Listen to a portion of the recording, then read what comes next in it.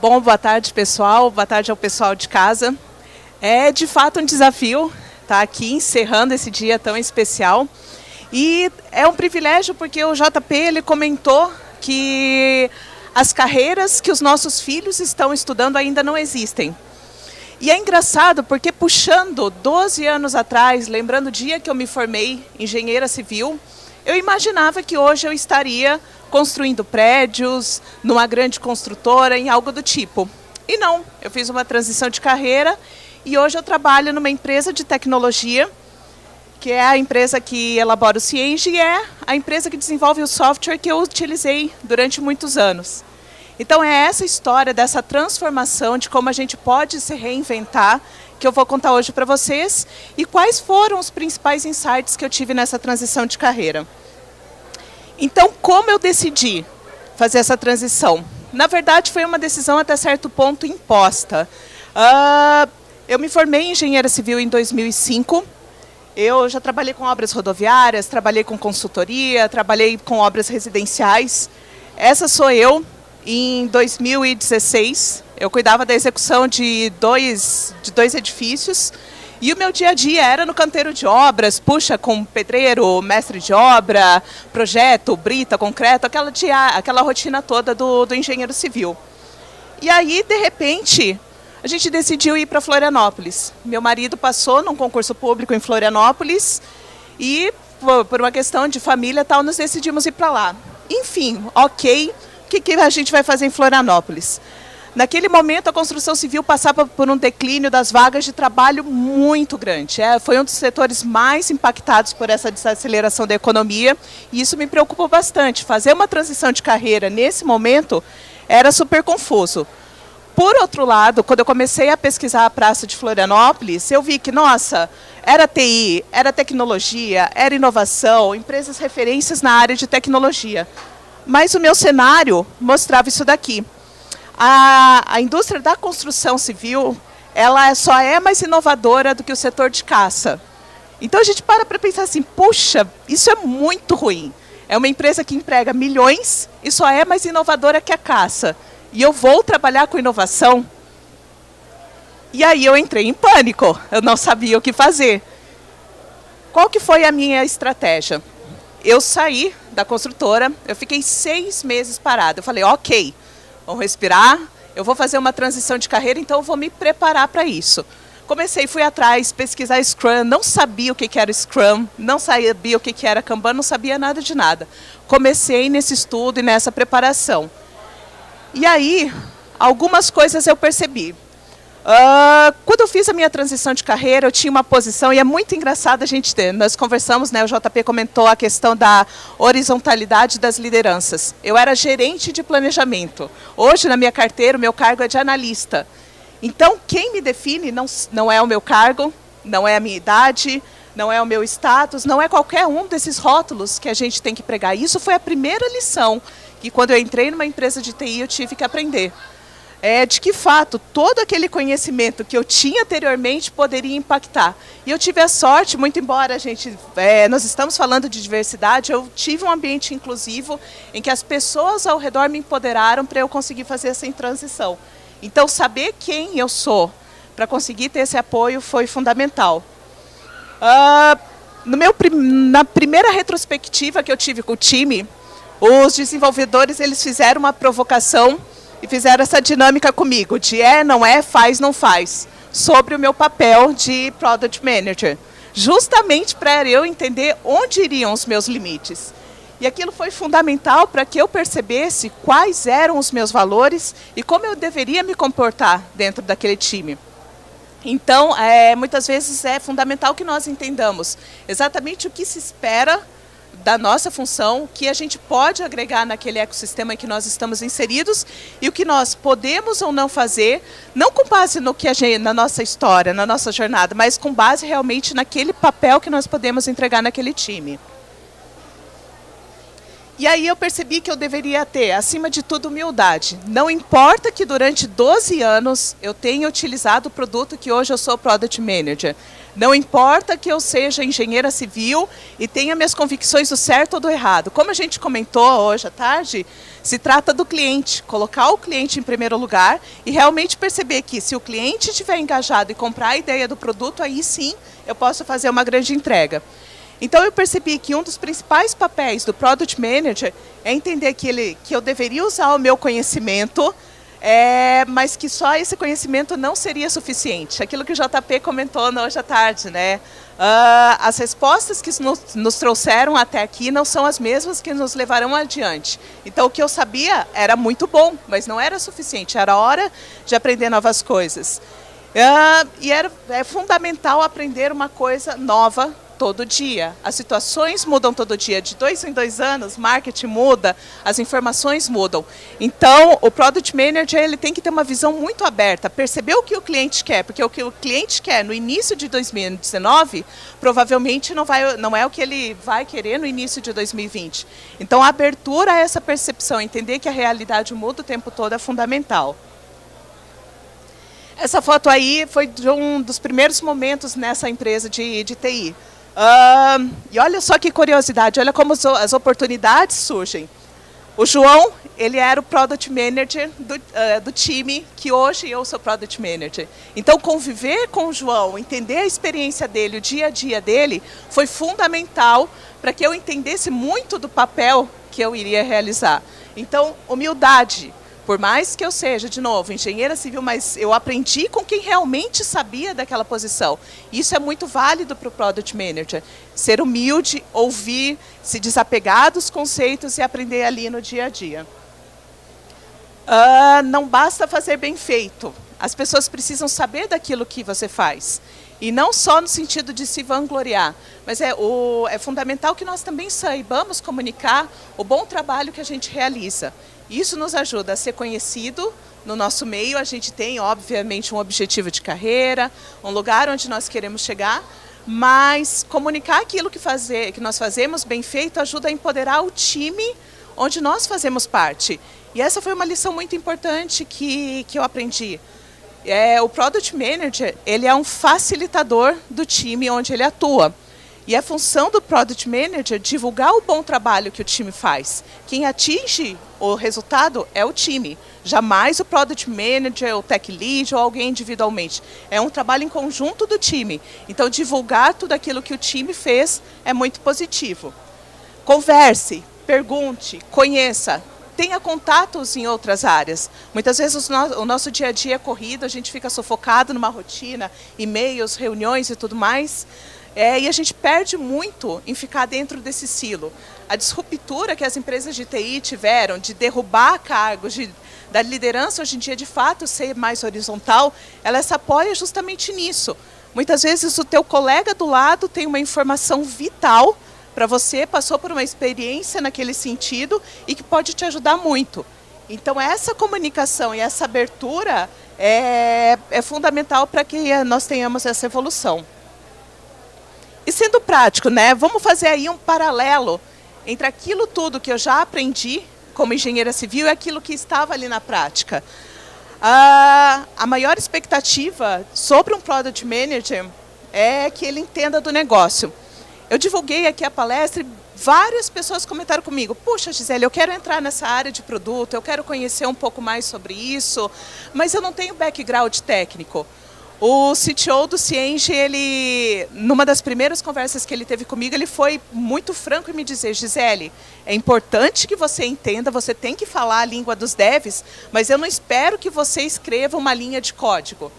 Né? Você tem que saber se comunicar, você tem que saber fazer as perguntas certas para o teu time, entender a lógica envolvida ali por trás, mas a tua expertise principal não é o código, é entender do negócio. Mas assim como o engenheiro civil confia muito no mestre de obras, a gente sabe que muitas vezes o engenheiro civil não sabe assentar um tijolo, mas ele confia na expertise do mestre de obras, é fundamental que o Product Manager confie no time. As decisões técnicas são do time. É o time que sabe a melhor tecnologia, é o time que sabe as restrições daquele projeto e é o time que vai ajudar na construção daquele produto. Então, a confiança entre o Product Manager e o time é fundamental para que todo esse trabalho em conjunto, de fato, se realize. E muito embora o Product Manager não tenha uma planta para seguir, ele tem um roadmap, que se constrói aos poucos, né? E deve ser construído com base nesses 4 princípios fundamentais. A gente, quando constrói uma obra, espera que as pessoas comprem esse empreendimento e que ele fique de pé durante muitos anos e pague aquele custo que se investiu ali. Um produto ele deve ser valioso, factível, viável e usado. A Gabi acabou de comentar que muitas startups falem não por problemas de tecnologia, mas por problemas em cumprir um propósito que os clientes de fato têm e esperam daquele produto. Então, de fato, um produto tem que ser desenvolvido para resolver uma situação do cliente. E quem sabe, melhor do que ninguém, qual o problema a ser resolvido é o cliente. É o desapego dos valores para ouvir o que o cliente quer e entender a fundo. O processo de discovery muitas vezes é cansativo. Você pergunta de novo e muitas vezes não faz sentido e volta a pergunta, mas é necessário insistir nisso para de fato entender qual é o problema a ser resolvido. Ali na questão do factível, ele deve ser viável de executar. Quando a gente comentou sobre a confiança no time, é o time que vai dizer se aquilo pode ser executado ou não, dentro daquele período que você tem para executar aquele produto.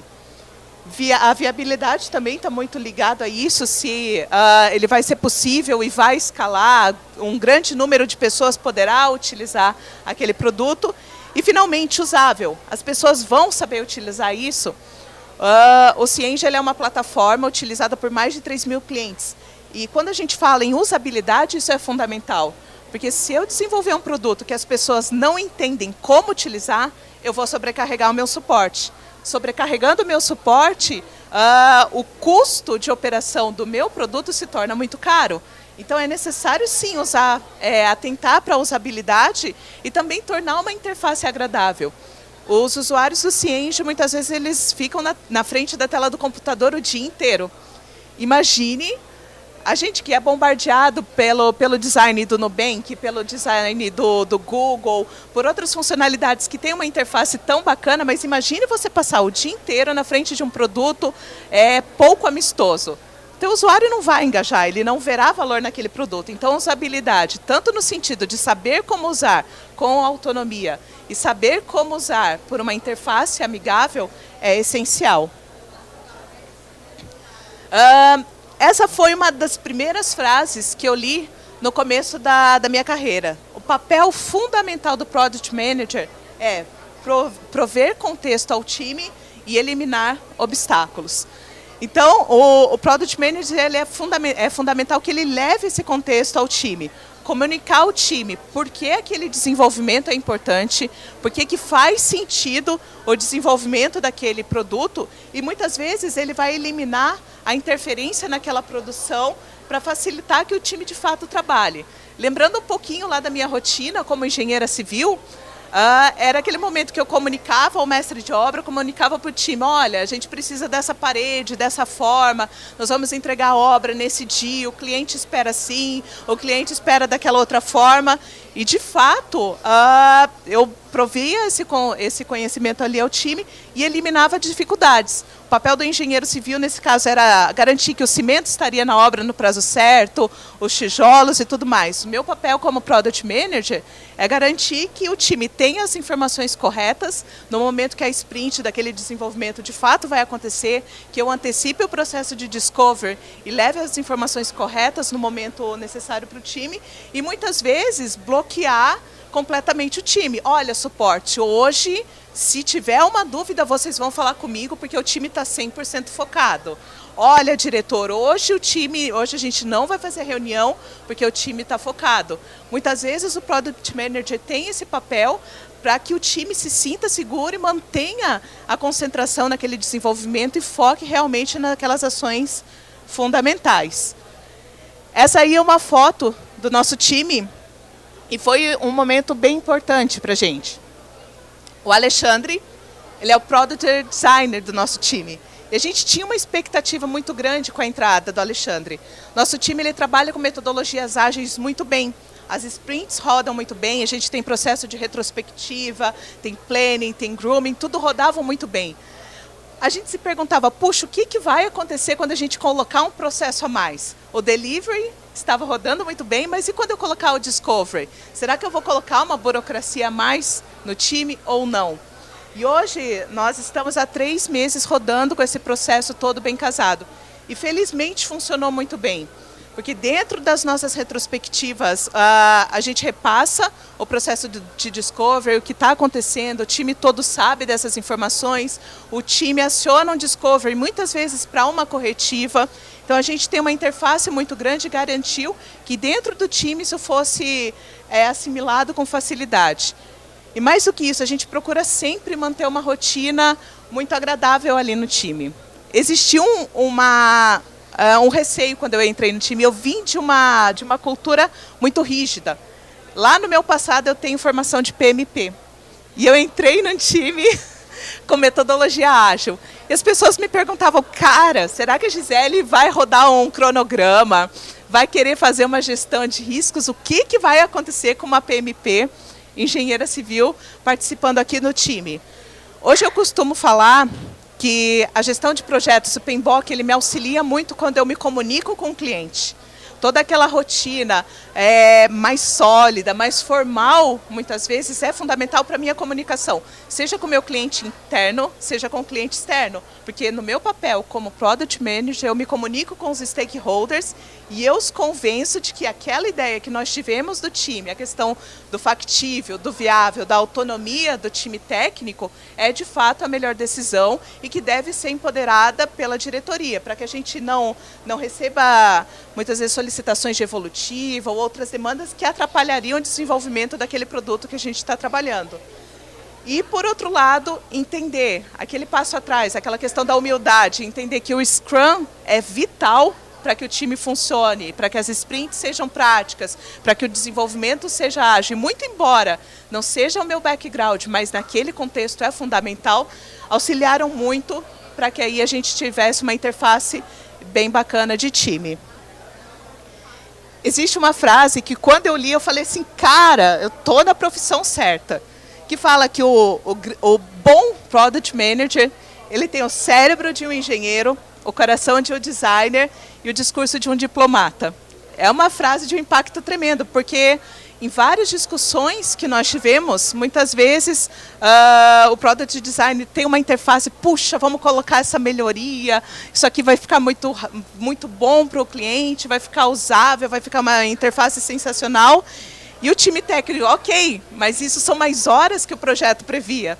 E a minha função ali como Product Manager justamente é esse equilíbrio entre as duas áreas. É a diplomacia, né? Para entender ali o que vai acontecer. É a diplomacia de chegar para o cliente e dizer um não, de negociar um prazo, de entender de fato o que acontece, sempre lembrando que eu tenho custos, que o meu time tem ali um desafio de EBITDA a ser cumprido e como eu devo trabalhar todos esses pontos. Era isso que eu tinha para repassar para vocês hoje. Agradeço aí a oportunidade. Estamos com vagas abertas, estamos recebendo currículos e em Florianópolis, passando férias, não hesitem em nos visitar. Obrigada.